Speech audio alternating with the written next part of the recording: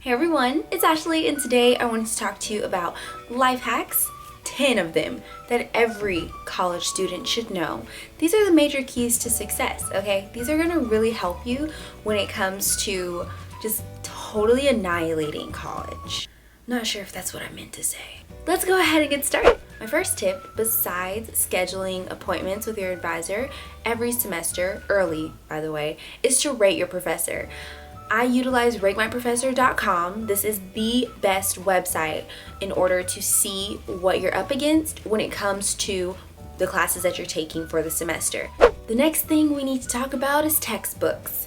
Typically, if you go to the bookstore, which I never ever suggest, they ask you for everything under the sun, every dime to your name, and college is expensive enough. So I recommend, if you can, go to the library and see if the professor has the book on reserve. If not, definitely check out my two favorite websites. The first one being Chegg.com, the second one being Amazon. You can use Amazon Student to get free 2-day shipping, and all of your books will arrive before class starts. My number one suggestion and tip would be to order your books before classes start, because you can always send it back for a full refund or return it for a full refund if the book isn't required. However, a lot of professors don't really count syllabus week as a week to not assign stuff. I don't know why that is. So you want to be prepared, and the way to be prepared is to have all of the materials that is listed on your syllabus before you arrive to class. The third tip that I want to talk about is organization. I have a date organizer that I picked up from Anthropology. It was around $24, and it has helped me tremendously, and the semester just started. So I color code my classes using postmarks that I got as post-it notes from Target, I believe, and I have 5 classes, so I have 5 different colors. And a trick that I use to organize my day designer, specifically my calendar for my coursework, is I like to schedule when I'm going to start, complete, and submit the assignment in my calendar, as opposed to scheduling the due date. Another thing that falls under the organization tab would be binders. You definitely want to have binders. I separate my classes as far as the classes that I'm taking on campus and the classes that I'm taking online. They are 2 different colors, and of course, like I said, I color code my classes with post-it notes, so they are all different colors. However, I have 2 binders, 2 really big binders. And I'm taking 3 online classes, so I have 3 folders and 3 notebooks in my online class binder, and then I have 2 folders and 2 notebooks in my in-class binder. It helps me stay super organized. I just throw my binder along with my day designer in my book bag when I'm going to classes on Mondays and Wednesdays, and then I look at everything that I need to do for my online classes, and of course I log on to my school's official website, the Blackboard website, and I go through all of my assignments, and I'm always on top of my work. Following up with the organization tip, you always want to have supplies handy, and if I can suggest anything, it would be to get your supplies from the dollar store.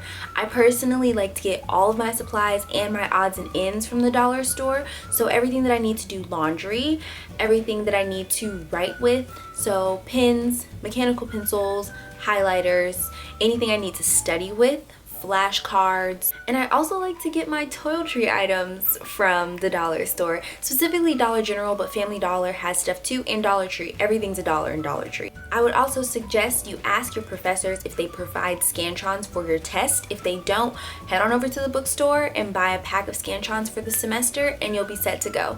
And a quick dorm room hack for any freshmen or sophomores who are living on campus and share a restroom: make sure that you buy swim shoes and a shower caddy when you take showers in the bathroom. Swim shoes were really durable for me when I lived in the dorms, so swim shoes or flip-flops, and make sure that you have a shower caddy, specifically one that's made out of fabric or one that's made out of metal, that's gonna last you throughout the whole semester. The next thing that I want to talk to you about is note-taking and chapter outlines. So personally, I love to take effective notes.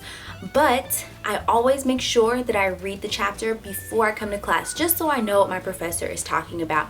So skim over the chapter. You don't have to take any notes for that. Just familiarize yourself. Is that what I'm trying to say? I believe so. And then when it comes to taking effective notes, I like to just jot down all of the important information, organized as I go. When it comes to chapter outlines, there is a method to my madness. So I like to put an arrow, I like to put the chapter, and then I use lowercase letters. That's kind of like the subset, so what the text is going to be focusing on. And then I like to use numbers to just specify the ideas that I'm covering, whether it's definitions or phrases or terms or even equations. So that is a chapter outline. I like to outline the chapter after I take my effective notes in class, immediately after, or in the same day. So going more in depth, let's talk a little bit about studying. So I already mentioned reading the chapter before you go to class. Another major key to success is printing out any notes or PowerPoints that your professor may have provided on Blackboard or whatever website that you guys use in your university or community college, because I did go to community college, so I'm not going to forget you guys either. But just make sure that you print out your notes and your PowerPoints if they are provided to you, and print them out ahead of time. You don't need to bring a printer to college. That is a huge myth. You can always go to the library. You can always also go to the student center. And there are other places on campus, plenty of places that should offer free printing. You also want to make sure that you study and review your coursework for 30 to 50 minutes every single day. You want to make sure that you revisit your notes or revisit your chapter outline. The books kind of overtalk and there's a lot of fluff. You want to get rid of all of that and just review your notes and review your chapter outlines. Review things that are really important and quintessential to passing the exam in the quizzes and the class. However, be wary of studying over an hour and a half, because any new information that you try to memorize an hour and a half in usually isn't going to be ingrained in the brain. So you can go ahead and stop studying once you hit the hour and a half, hour 45-minute mark.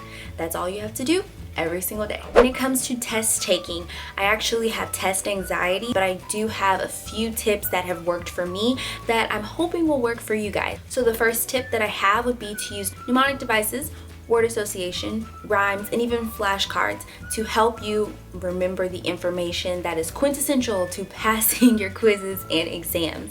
Another thing that you can do that I highly suggest is activating your verbal and visual memory at the same time. This will help you memorize things 10 times faster. Trust me. Here's a challenge for you. I'm going to give you a list of 7 words, the terms that I've gone over so far in this video, and let's see how many you can remember off the top of your head. Professors, textbooks, organization, supplies, notes, studying, exams. Pause the video and write down all the words that you can remember in no particular order. Now we're going to test your visual memory, so let's see how many words you can remember by looking at the pictures that I have provided.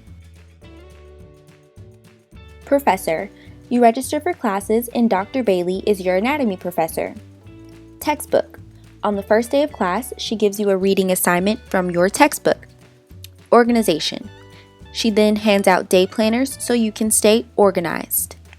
Supplies, and she encourages your class to purchase their school supplies if they haven't already. Notes. Dr. Bailey suggests you take notes during lecture, study, and study outside of class, exams, because her exams tend to be difficult. Pause the video and let me know down below how many words you remembered this time. So as soon as your exam is administered, you want to write all of the important information down first. The next thing that I would suggest is mark out answers that you know are blatantly wrong. And then following up with that, you want to answer questions that you are absolutely, positively certain that you know the answer to. The next major tip that I have is to set alarms. So you want to set an alarm, But here's the tip. You want to put your phone in a glass, and you want to put the glass on the other side of the room. Typically, I have a problem getting out of the bed, so this way I have to get out of the bed because I have to turn my alarm off. And since I'm already out of the bed, I might as well go ahead and brush my teeth and wash my face and hop in the shower and put some clothes on and get ready to head to class. I also like to set my alarm roughly 4 hours, 3.5 hours before I have to get to class because I like to clean my room every single morning. I have a cleaning problem, but that's just me. You also want to set an alarm that lets you know that you have to leave in 10 minutes. This has helped me never arrive late to my classes. You can also set the alarm using your favorite song. That way you can jam right on out of the house. Now, when it comes to packing and moving, it can be a little difficult, especially if you're a freshman or if you're moving into your first college apartment. So my tip for this is to never touch a moving box ever when it comes to moving on college turf.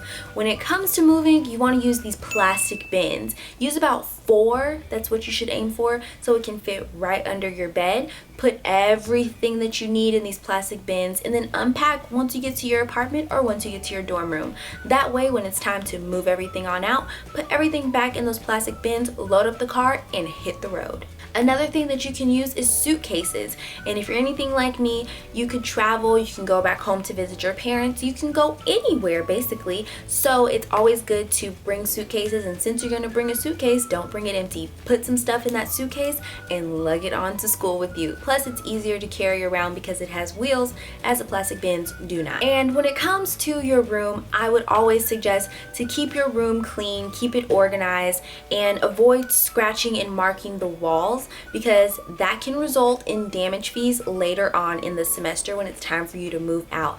Plus, it's just common courtesy, especially if you're living with other people. Nobody likes a dirty roommate that they have to clean up after. Trust me, I know. A major tip that I can give you, which is my last tip for this video, is to make sure that you are saving money as a college student. Hopefully you guys find this helpful. Give this video a big thumbs up and make sure that you share it if you did. And until next time, stay beautiful. I love you guys. Bye.